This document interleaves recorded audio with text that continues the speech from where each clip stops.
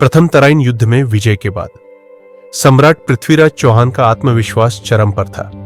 राज्य में उत्सव का माहौल था और सम्राट अब युद्ध की बजाय राजसी ठाट बाट और विलास में डूब चुके थे।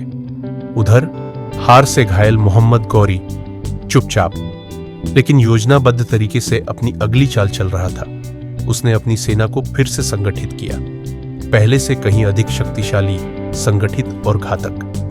1192 ईस्वी में गौरी ने पुनः तराइन की धरती पर चढ़ाई की, इस बार अपने अपमान का बदला लेने। जब यह समाचार पृथ्वीराज को मिला, वह तुरंत युद्ध की ओर निकल पड़ा, लेकिन इस बार तैयारी अधूरी थी। उसके साथ था उसका साला समर सिंह और दिल्ली का राज्यपाल गोविंदराज। युद्ध से पहले गौरी ने संधि का प्रस्ताव भेजा, मेरी अधीनता स्वीकार करो। लेकिन यह प्रस्ताव धोखा था, एक जाल जो पृथ्वीराज शायद पहचान न सके।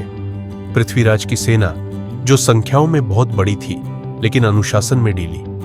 सुबह का समय था, सेनाएं शौच व विश्राम में व्यस्त थी। तभी तुर्क सेना ने हमला कर दिया। चौहान सेना में हड़कंप मच गया। 3 लाख सैनिकों और 300 हाथियों वाली सेना बिना तैयार हुए अचानक युद्ध में कूद गई। मुठभेड़ नहीं, यह एक तरफा वध था। गौरी की तुर्की घुड़सवार सेना सुसंगठित, तेज और अनुभवी। पृथ्वीराज के योद्धा बहादुर थे लेकिन बिखरे हुए। युद्ध कुछ ही घंटों में निर्णायक हो गया।